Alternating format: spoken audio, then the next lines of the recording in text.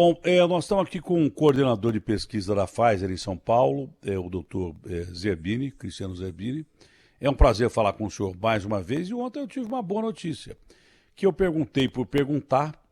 Essas perguntas fora da pauta são as melhores possíveis, né?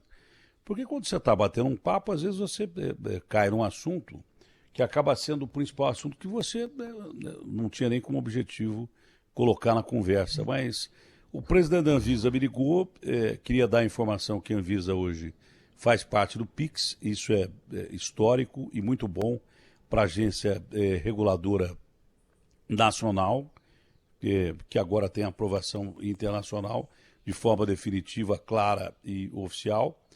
Mas eu perguntei se a Pfizer, que vai vacinar emergencialmente no Reino Unido, pediu autorização com os protocolos devidos para vacinar emergencialmente no Brasil, isso seria autorizado?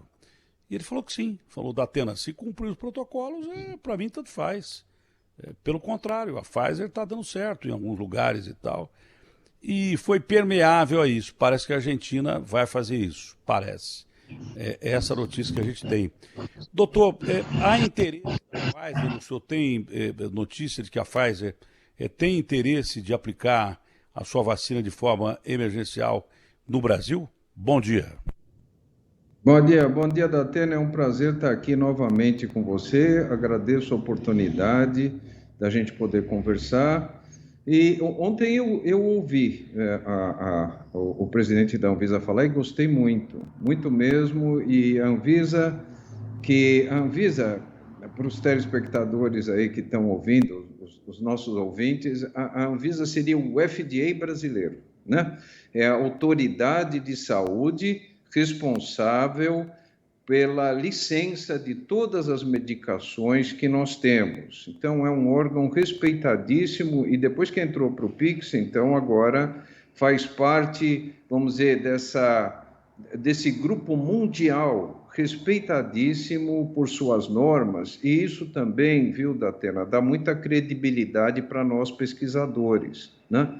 Porque tanto a Comissão Nacional de Ética em Pesquisa, a CONEP, quanto a Anvisa, a Agência Nacional de Vigilância Sanitária, são órgãos que depois que a pesquisa passa por eles, a gente fica tranquilo, porque eles são órgãos bastante rígidos e quando eles dão permissão para a continuidade da pesquisa, nós, pesquisadores, ficamos bem tranquilos porque nós sabemos que a pesquisa foi julgada tanto eticamente quanto na regulamentação da medicação. Então, a gente fica bem tranquilo, a Anvisa está de parabéns e nós, pesquisadores, eu acho que eu posso falar em nome de todos os nossos pesquisadores brasileiros, ficamos muito, muito felizes com essa entrada da Anvisa no PIX. Agora, é o seguinte, em relação à vacina da Pfizer, você está vendo que a gente está tendo um sucesso, a Pfizer e a BioNTech estão tendo um sucesso muito grande ao redor do mundo, né? Assim, a minha impressão, veja bem, muitos dos acordos que a gente vê entre a indústria, o Ministério da Saúde e a Anvisa, eles são, assim, delicados e discretos. Mas eu posso te dizer que conversas que eu tenho com a Pfizer é que ela realmente está interessada no uso emergencial, né? Dependendo vamos dizer assim, das negociações e das tratativas com o Ministério da Saúde, né? Nós sabemos que os estudos pré-clínicos e os estudos de fase 1 e fase 2 já foram submetidos para a Anvisa, né, dentro do que nós chamamos de uma submissão inicial, né? A gente pode esclarecer que quando você manda os estudos para a Anvisa, eles têm um critério assim, eles têm 3 sequências de 20 dias. Então, você manda os estudos, eles têm 20 dias para analisar, dentro desses 20 dias eles podem fazer perguntas, né, o que é muito justo, né? Se tudo correr bem, você tem mais 20 dias para apresentar novos estudos que por acaso surgiram. Por exemplo, um estudo fase 3, né? Se foi apresentado pré-clínica fase 1 e fase 2, depois de 20 dias você pode apresentar, se você tiver, os estudos fase 3, que é o que acontece, posso te adiantar, com a Pfizer, né? E depois Não você tem foi, mais 20 a fase dias. 3 não foi passada para a Anvisa ainda. Ainda não, porque a fase 3, Datena, os dados da fase 3 foram colocados agora.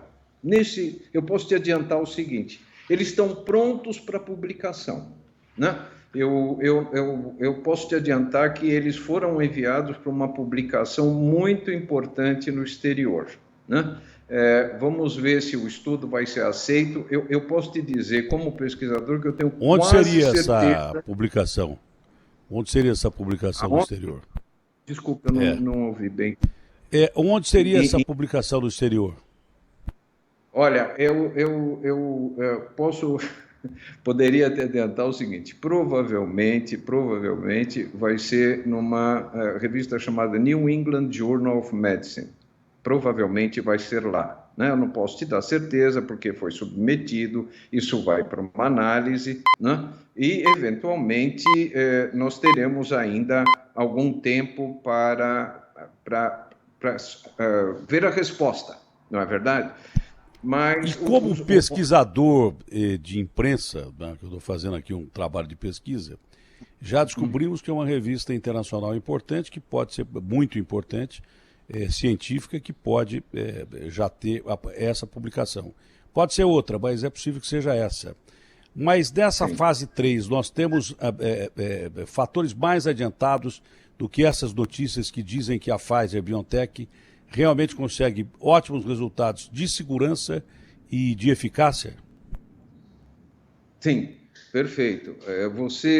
Nesses estudos nos resultados do estudo fase 3, nós temos, então, os resultados tanto de eficácia quanto de segurança, né?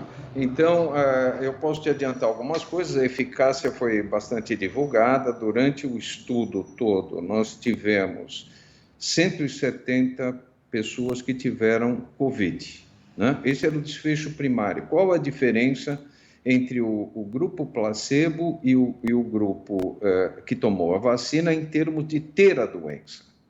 170 participantes tiveram o Covid, sendo que 162 estavam no grupo placebo e 8 no grupo vacina. Quando você faz a conta... Os 8 pegaram a doença de forma mais leve ou não? Sim, exatamente. Então, esse seria até um dado de segurança, né? Então, a gente pode afirmar que, se pegar a doença, vai pegar mais leve, um pouquinho mais leve do que poderia acontecer, né? Então, você veja bem, o cálculo foi esse. Se você passar 162, vamos arredondar para 160, 10% seriam 16, 5% são 8. Então, 5% tiveram uma doença, como você mesmo colocou, mais leve, e 95% não tiveram. Isso quer dizer que de 100 pessoas que teriam a doença, se você vacinar, só 5 vão ter, né? E de forma mais leve. Então, esse foi o dado que foi, inclusive, que vai ser publicado em termos de eficácia. Em termos existe uma forma de avaliar também a parte de segurança que chama reatogenicidade. A pergunta é o seguinte: até 7 dias depois que você tomou a vacina, você sentiu alguma coisa em termos de reação à vacina? Então, é o seguinte, o que mais a gente notou foi uma dorzinha uma dorzinha no local da aplicação, no braço da aplicação. Isso às vezes dura um dia, no máximo 2 dias, é uma dor leve. A outra coisa que nós notamos também, às vezes em alguns pacientes aparece febre, né? Essa febre raramente passa de 38 graus Celsius, também dura 1 a 2 dias, tá certo? O que a gente faz? Olha, qualquer antipirético acaba com a febre, inclusive se não tomar nada, acaba também, tá certo? Então, uma dor no braço, febre. Algumas pessoas sentiram por 2 dias umas dores musculares. Também passaram com medicação comum, né? Dipirona, aspirina, enfim. Então, essa é a reatogenicidade. Agora, de efeitos adversos, assim, maiores, praticamente não houve, né? Dentro da publicação, eventos adversos mais sérios, eu tenho a impressão que foram muito poucos e mesmo divididos entre o grupo placebo e o grupo que tomou a vacina. Então, o que nós concluímos, né? Na discussão desse artigo, o que nós concluímos? Que a vacina é eficaz, tem bons resultados de segurança e pode ser usada clinicamente, né? Você está vendo, por exemplo, que esses resultados, antes até da publicação, já foram analisados no Reino Unido, né? Você vê que o Boris Johnson já autorizou, então, que seja feita a vacinação em massa, e eu acho que a semana que vem, Datena, nós vamos ter a aprovação do FDA, a gente está esperando aí entre o dia 10 e o dia 15, tá certo? Então, isso deixa a gente muito feliz. Foi um trabalho extenuante, Datena, eu posso te falar isso. Imagino. Mas, olha... Eu imagino que tenha sido extenuante. A dúvida que existia, por exemplo, a Inglaterra, o Reino Unido, né? Ela tem o registro para vacinação emergencial e o registro para vacinação em massa, porque são duas coisas diferentes. Ela vai vacinar emergencialmente ou já vai vacinar em massa? Olha, eu fui ler, inclusive, a divisão preferencial de vacinação no Reino Unido. Eles vão vacinar inicialmente os profissionais de saúde e os cuidadores das pessoas idosas. Isso é muito interessante, né? Porque essas pessoas, que às vezes a gente nem divulga, elas estão num grande risco de ter a Covid, né? Então, esse é o primeiro grupo. Depois é interessante, eles começam assim, 80 anos ou mais, depois 70 anos ou mais, depois 60 anos ou mais, 50 anos ou mais, a gente está falando na ordem decrescente, e depois todas as outras pessoas. Então, há uma sequência de vacinação, né? Eu tenho a impressão, pelo que eu vi, que eles vão já começar uma vacinação de toda a população seguindo essa sequência, né? Agora, assim, eu até falei um pouquinho, antes de falar com você, eu falei com o Felipe, né? Eu mandei para ele até assim, algumas figuras daquela caixa de transporte da vacina. O que eu ia perguntar a seguir, não é? Porque há dúvidas em relação à vacina da Pfizer. Primeiro, por que o governo brasileiro já não tem contato mais adiantado com a Pfizer para conseguir essa vacina, que é a mais adiantada? Fica discutido a vacina do Bolsonaro, que é de Oxford, e a pergunta que eu faço é a seguinte: se os ingleses têm a vacina de Oxford há tanto tempo, por que eles vão vacinar emergencialmente, talvez em massa, com a vacina da Pfizer? Por que não começaram com a de Oxford? Porque uma é melhor que a outra. Deve ter sido isso que julgaram lá. E a gente fala da Coronavac, que não é discutida, acho que em boa parte do mundo é discutida aqui, e a vacina da Rússia, que eu não sei em que pé está a negociação do Ratinho lá no Paraná, do Ratinho Júnior com a Rússia. O Putin diz que vai vacinar em massa, que a vacina dele é ótima, mas lá você sabe, o Putin manda vacinar e pronto, acabou. Ordem é ordem. Ele é um czar moderno, não diria nem que ele é um comunista. Ele é um czar moderno, um cara que tem 12 palácios, não pode ser comunista. Ele é mais czar do que qualquer outra coisa. E ele gosta da vida boa. Agora, essa vacina da Pfizer-BioNTech, me parece que ao lado da Moderna, são as duas que mais evoluíram, tá?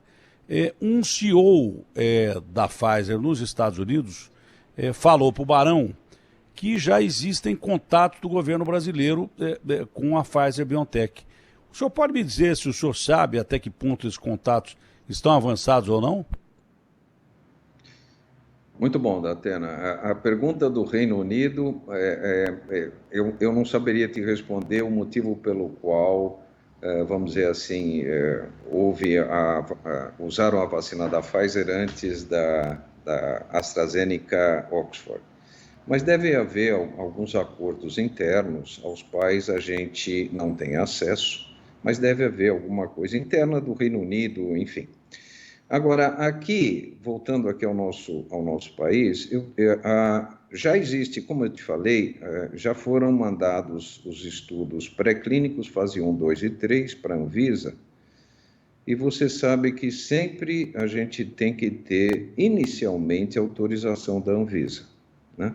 E eu posso te dizer o seguinte também, sabe, Datena, nós, pesquisadores, nós estamos torcendo pelo seguinte, para que todas elas, vacinas, tenham sucesso. Ontem o presidente da Anvisa falou uma coisa muito importante. Nós temos 210 milhões de habitantes, um pouco mais que isso. Uma única indústria farmacêutica não vai conseguir dar conta disso.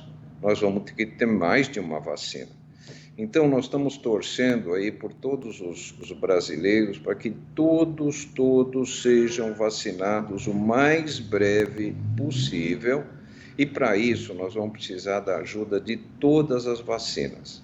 Então, a gente está torcendo para que todas tenham sucesso.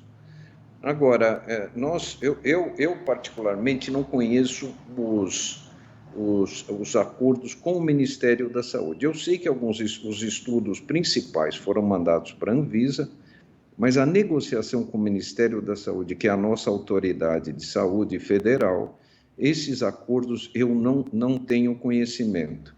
Mas se você me permite uma opinião, eu diria assim, sabe, que além do sofrimento humano que essa pandemia está causando, que é o principal, a gente está vendo que está havendo um problema econômico no Brasil, né? As pessoas não estão com medo de sair de casa, né?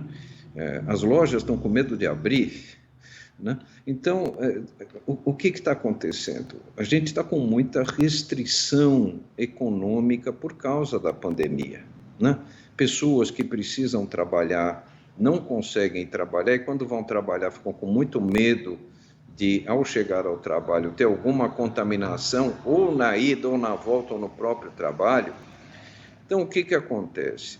Eu acho assim, que uma economia na aquisição de vacinas vai contra a economia do Brasil.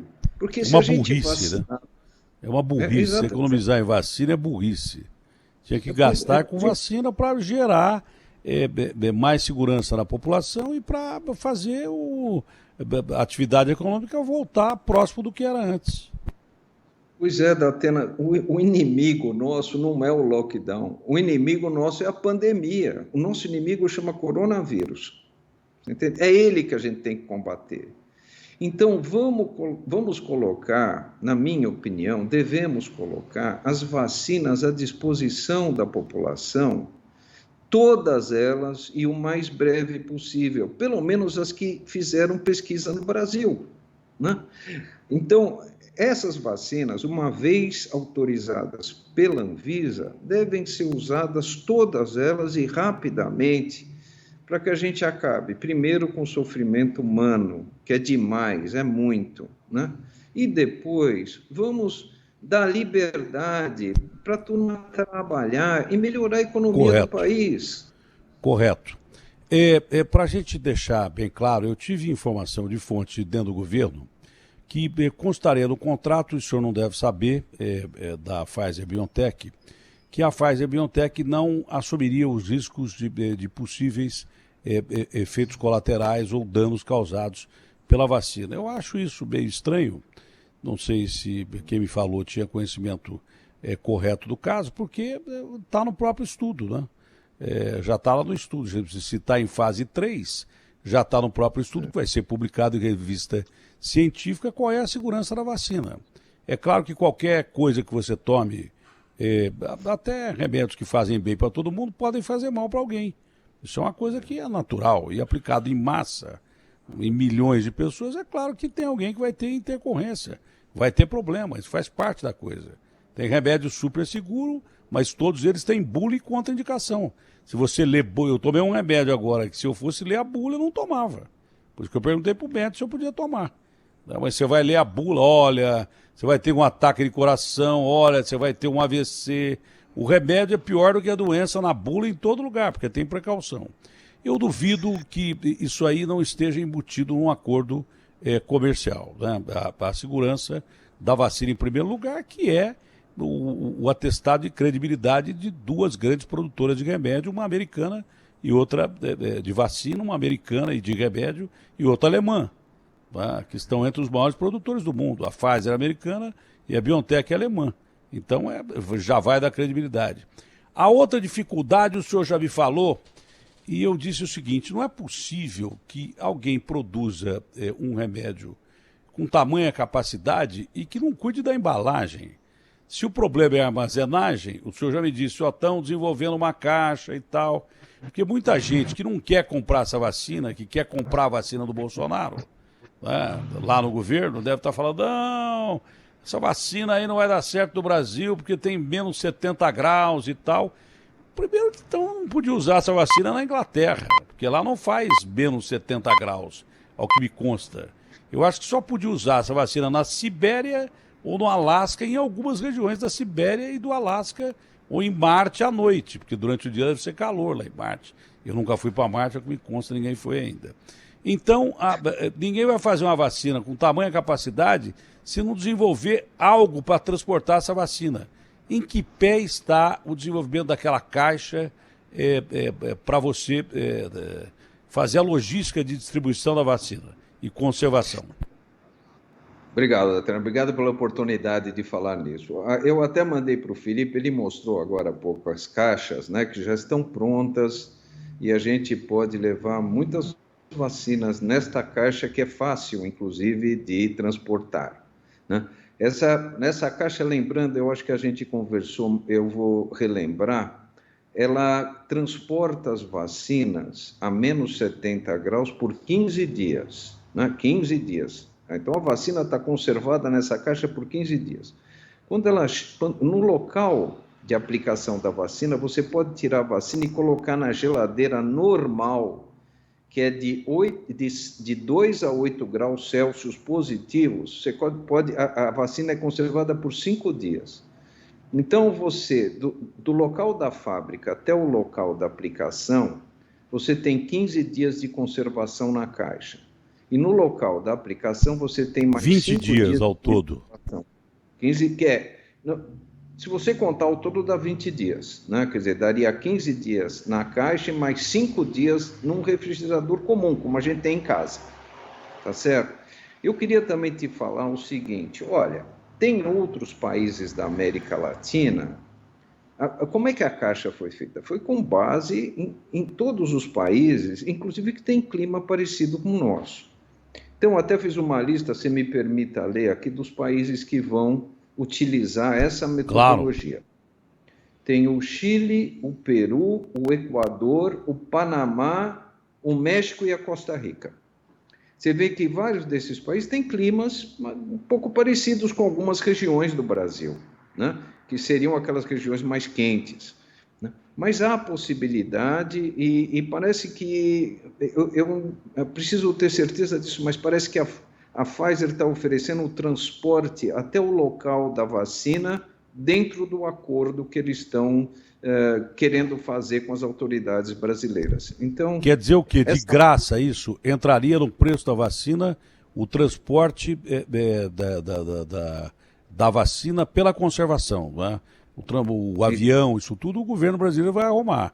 Agora, a caixa, o transporte seria... A embalagem vem com... O produto vem com a embalagem. Seria mais ou menos isso?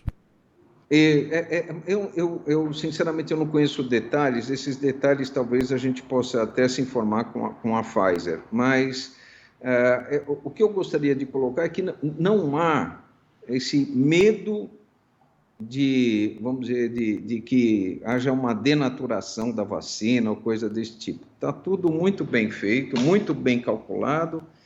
para que possa ser usado no Brasil e nos países vizinhos que a gente citou aí também, né?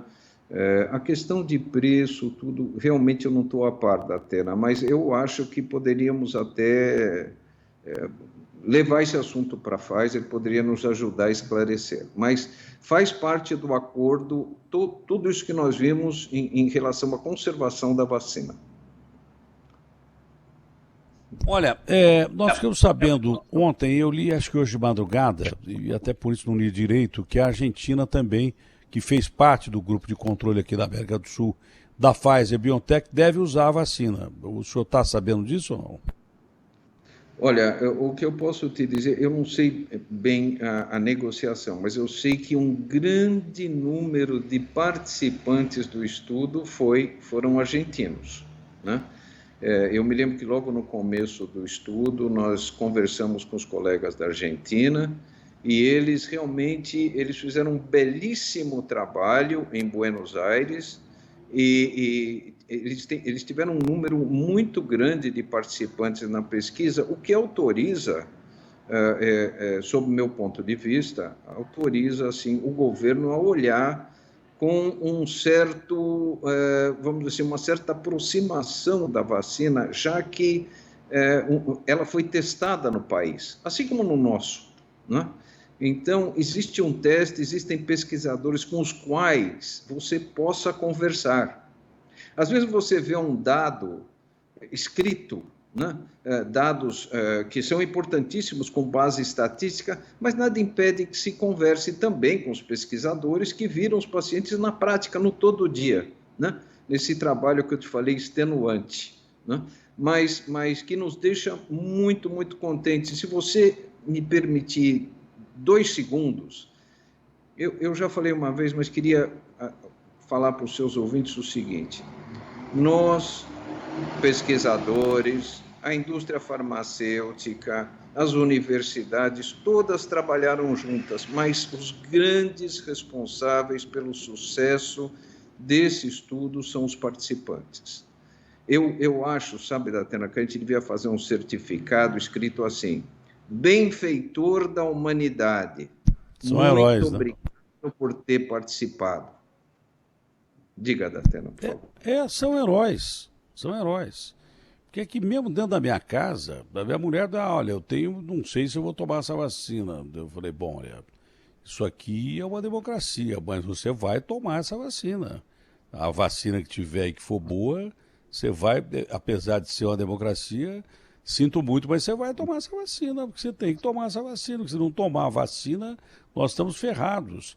Essa história de que a vacina não deve ser obrigatória, mas nós devemos dar a sensação às pessoas que elas devem tomar a vacina por uma questão de segurança dela mesma, né?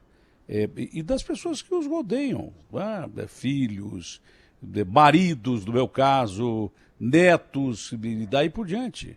E segurança de você em relação a eles, de você voltar a ter uma convivência próxima do normal. Nós temos que acreditar no trabalho científico. Nós temos que dizer a essas pessoas que têm medo de tomar a vacina que pessoas que estão fazendo essa pesquisa são mentes brilhantes, como a do senhor, por exemplo, e do mundo inteiro. E que gente arriscou a vida para fazer essa pesquisa. Então, quando essa vacina chegar para o consumidor, com certeza ela chegará com a máxima capacidade de quem está produzindo, de primeiro, que ela é segura, que ela não vai fazer mais bem do que mal, e de que, segundo, ela é eficaz. E mesmo assim, com todas essas pesquisas feitas, toda a segurança, toda a capacidade, eu queria agradecer ao Portal UOL, que é o maior portal do país, que está transmitindo essa entrevista para o Brasil e o mundo inteiro, e além das plataformas todas do Sistema Bandeirantes de Comunicação. Mas é importante que as pessoas saibam que a vacina oferece mais segurança do que risco. Risco tem tudo. Você sair na rua, você pode ser atropelado por um caminhão e não morrer de Covid, entendeu? Tudo na vida tem risco, mas o maior risco que nós enfrentamos hoje é, primeiro, a patologia e, segundo, você morrer de fome no mundo, porque o mundo está parando por causa dessa patologia. Então, o risco-benefício tem que fazer você entender que as pessoas que trabalharam dessa vacina são pessoas extremamente capazes de dizer para você, ó, tome isso aqui porque eu vou tomar. Tome isso aqui porque gente da minha família vai tomar.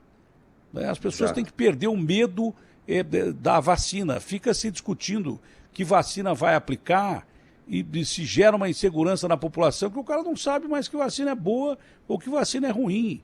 Não tem vacina do Dória, não tem vacina do Bolsonaro, não tem vacina do Ratinho Júnior, tem vacina.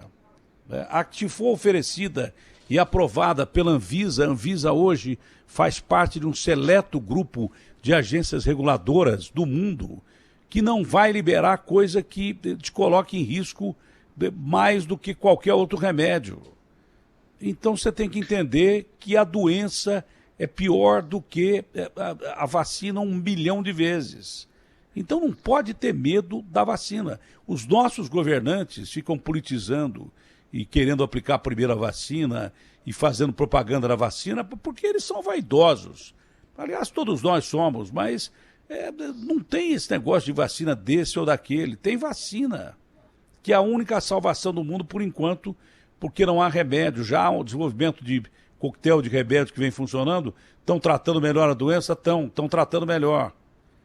Mas eu recebi uma informação agora há pouco, e eu sou um cara observador, o nosso repórter ficou internado e muito bem assistido no Hospital São Luís. O nosso repórter disse que a maioria das pessoas que estavam lá na UTI era de gente jovem. E na UTI, sofrendo pra caramba. O Marcelo Moreira, que eu vou pedir pro Garrafa ligar para ele em seguida, depois dessa entrevista. Eu vou pedir para ligar. Vou pedir para ligar, porque ele disse que a maioria das pessoas que estava lá do lado dele era de gente jovem. E o jovem não acredita que vá pegar o bicho, ou se pegar o bicho, tira de letra. Não é isso. Existem alguns indivíduos assintomáticos que passam muito bem pela doença, mas independe da idade, isso é característica genética. Às vezes o cara pode ter 112 anos e não sentir nada. E pode ter 25 e morrer. Então as pessoas têm que entender isso, é o princípio da coisa. Porque é o jovem que está contaminando. É claro, o cidadão de idade está ficando mais dentro de casa, ele não está saindo. Mas a doença vem até ele. Quando o vice-presidente do Einstein deixou vazar um áudio, sem querer, o Knobel, que é um grande cardiologista, quando ele diz, olha, eu tenho mais medo de pegar a doença dentro de casa do que na rua, ele está dizendo a verdade. Mais medo do que pegar no hospital. O hospital, pelo menos, tem segurança, está separado, o paciente, muito a maioria, bem. Não é? Agora, a doença chegou até ele, chega até ele através de quem sai da casa dele ou de quem vai trabalhar na casa dele, uma coisa simples. Então, a gente não pode temer a vacina em primeiro lugar. Doutor, o senhor tem dados técnicos, eu sei que da parte de transação comercial, o senhor não pode nos informar nada. Mas a transferência de tecnologia por parte da Pfizer-BioNTech nesses acordos comerciais, porque também não adianta nada a gente comprar doses da vacina que não vão cobrir nenhuma parte do território nacional importante.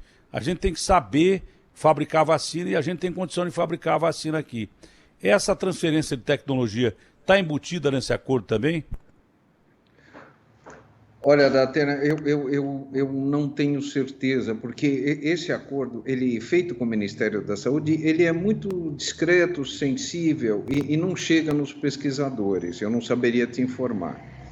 Agora, voltando ao que você falou, eu gostei muito do que você falou agora. São coisas importantíssimas para a nossa população. Veja bem, por que nós temos pessoas vivendo tanto tempo? Você sabe que no século XIX a idade média era entre 40 e 45 anos.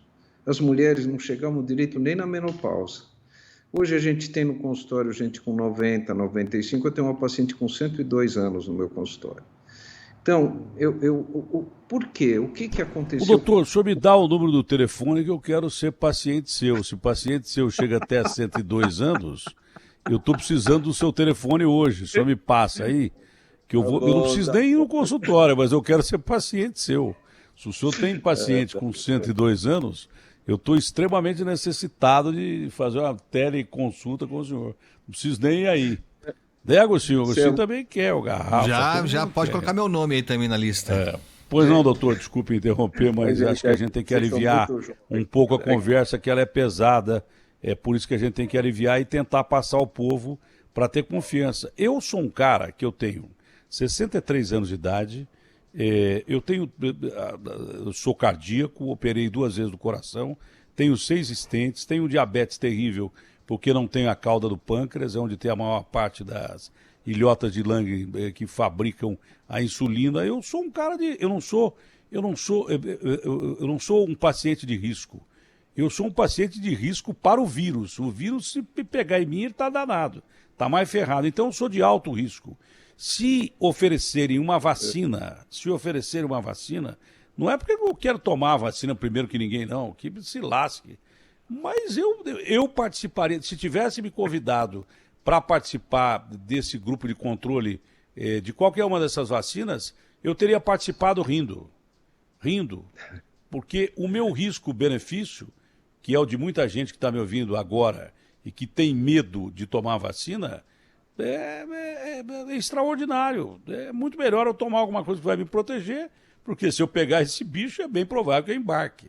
Então eu vou tomar a vacina, que me derem eu vou tomar. Eu teria, se a Pfizer tivesse me convidado, ou se a Coronavac, ou se a Oxford, ou da Atena, você não quer participar aqui do grupo de controle, já que você está ferrado, pô, manda aí, pode aplicar aí. Eu aplicaria rindo, falando sério. Porque as pessoas têm que entender que isso aí é a salvação da humanidade, velho.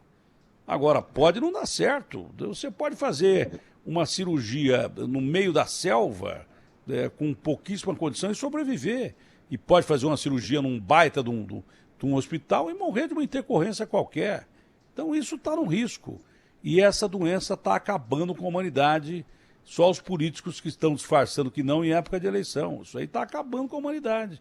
Ou a gente tem a vacina e volta a andar, a humanidade vai sobreviver. Mas às custas de quantas vidas? Você acha que morreram só que eu digo em termos, né? Porque a gente está falando de 8 bilhões de pessoas. Você acha que num país de 330 milhões de pessoas, com mais de 100 mil hospitalizados, com 200 mil casos por dia, não morreram mais de 300 mil pessoas? Evidente que sim. Você acha que no Brasil, que não tem teste, tem 175 mil mortos? Claro que não, tem muito mais do que isso. Você acha que os contaminados, 8 mil contaminados no Brasil? Outro dia, do domingo para uma segunda, sob contexto de subnotificação, porque durante as eleições nós acabamos com a pandemia. O Brasil encontrou a cura da pandemia. Morreram 8 caras do domingo para segunda. Eu falei, bom, então estamos curados. Porque 8 pessoas morrem de infarto por minuto no Brasil. Como é que o cara tem coragem de anunciar que morreram 8 pessoas de Covid do domingo para segunda? Isso é uma desinformação. Pior do que não informar é mentir e informar errado. Cala a boca. Fala assim, não temos dado para dar, vamos ficar quieto. Entendeu? Fala, usa o artifício que usaram, que quebrou o sistema do Ministério Público de Saúde. Mané, você não tem um cara por telefone para ligar para a Secretaria do Interior? Um cara para ligar para todas as secretarias do interior e perguntar quantos caras morreram de Covid? Claro que tem, mas durante as eleições o Brasil conseguiu acabar com a pandemia e voltou logo depois das eleições. Então tem uma série de detalhes que você não pode amedrontar a população em relação à vacina. A única coisa que não pode acontecer é o cara ter medo de tomar a vacina, seja ela qual for aprovada pela Anvisa. A Anvisa é um órgão sério e não vai aprovar qualquer porcaria que coloque a sua vida em risco. De jeito nenhum. Isso é genocídio. Isso é genocídio, ninguém faria isso. Porque a história um dia vai julgar. Isso é o mais importante da nossa entrevista aqui. O mais importante é dizer às pessoas, para quando a Anvisa falar, toma, pronto, acabou. É simples assim. Bom, doutor, já vimos que há a possibilidade, nesse acordo que pode surgir do governo brasileiro com a Pfizer-BioNTech, talvez até dessa embalagem que foi desenvolvida, por sermos um país tropical, né, principalmente de longas distâncias, até pode ser que a Pfizer-BioNTech banque a embalagem, que é fundamental para a logística. E se dá 20 dias, você também não pode esperar que demore mais de 20 dias para aplicar uma vacina quando você tem a vacina na mão, né? Tem que ser aplicado o mais rápido possível. E hoje, com avião, você vai em qualquer lugar do Brasil, no máximo 5 horas. Então você pega a vacina, transfere, daí saiu de São Paulo, chegou em Manaus, você tem 14 dias inteiros para você aplicar a vacina. Pô, dá tempo pra caramba. Então, isso não pode ser empecilho. Mais alguma coisa importante a acrescentar que faltou nessa conversa, doutor? Não, Datena, eu acho que... Muito obrigado pela oportunidade, muito obrigado por você falar coisas que todos nós, pesquisadores, queremos falar. Olha, nos ajude, Datena, a dizer para as pessoas que elas precisam se vacinar. Não só contra o coronavírus, mas para todas as outras doenças. Olha, nós acabamos com a varíola, nós acabamos com a poliomielite, nós estávamos acabando com o sarampo. Sarampo. Certo? Pois é, vamos sarampo, vamos a gente descuidou do sarampo. O sarampo, que era uma doença erradicada, está voltando e grave. E não atinge só criança, não, atinge adulto também. Quer dizer, é absurdo. A gente estava esquecendo do sarampo já. Eu nunca mais tinha ouvido falar em sarampo. E voltou. Pois é, você sabe que o vírus do sarampo, o coronavírus infecta, em média, 2 a 3 pessoas. Cada pessoa infecta 2 a 3. O sarampo, uma pessoa infecta 15 pessoas. Então, para você ver, precisamos vacinar, precisamos acabar com essas campanhas de fake news que tem por aí. Vamos pedir para as pessoas se vacinarem. Olha, água limpa, água potável e esgoto de um lado e vacina do outro foi o que fez a humanidade chegar onde chegou, né, com a idade que nós estamos vendo agora.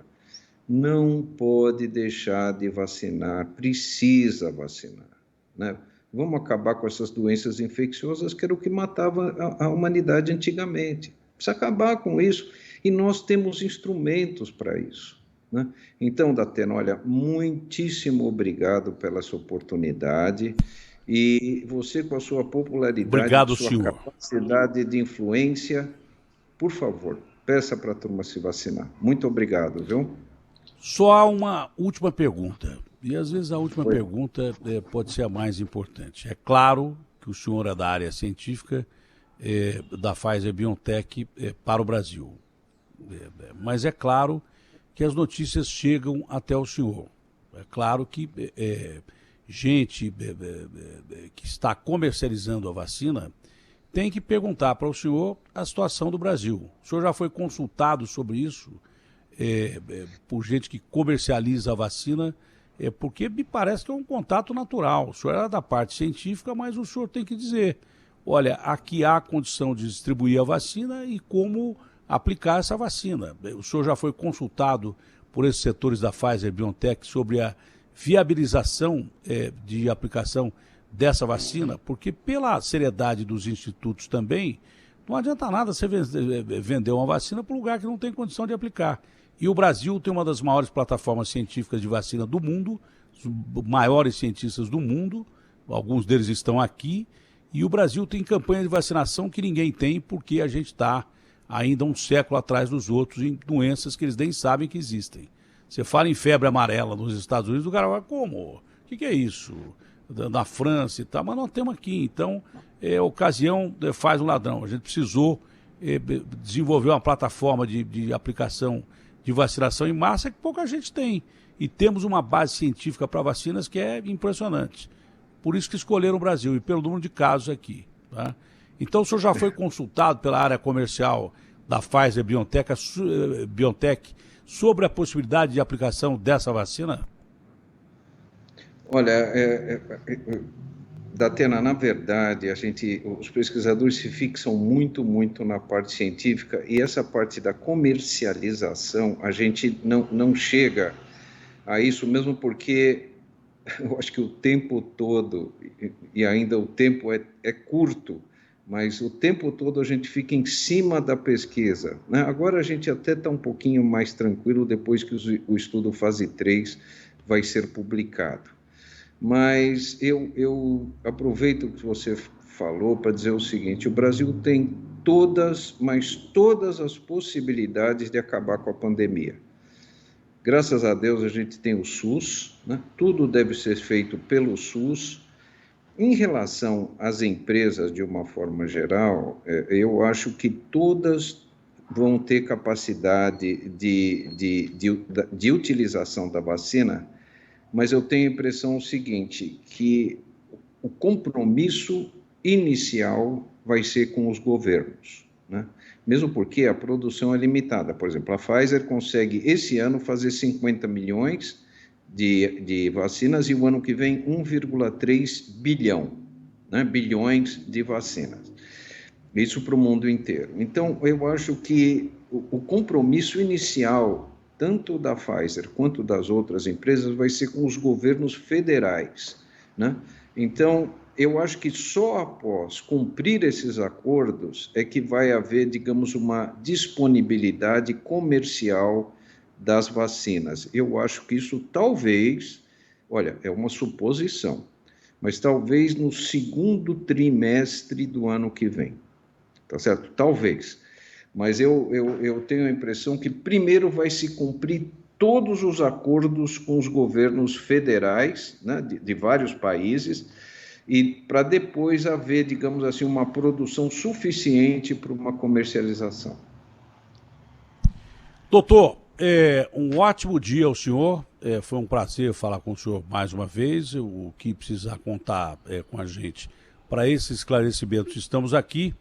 E saúde, principalmente a sua paciente de 102 anos aí, que ela viva por um bom tempo a mais. Tá? Bacana, legal saber disso. Abraço grande, fique com Deus. Isso, para quem não acredita em Deus, tá? Acredite na medicina. Tem gente passando dos 100 e não é pouca gente. Antigamente virava capa de jornal quem passava de 100 anos. Hoje nós temos muita gente passando de 100. Isso se deve muito à ciência. Eu, como acredito em Deus, tá? Eu acho que Deus inspira os cientistas. Tá? E aí está tudo certo, eu não preciso brigar com ninguém. Agora, você que não acredita em Deus, acredita na ciência, pô. Tá? Nós acreditamos em Deus e com a ciência. Mas você que não acredita em Deus, se acreditar na ciência, tá bom demais. Um abraço grande, fique com Deus, doutor. Um abraço, Datena, e muito obrigado por essa oportunidade. Um abração.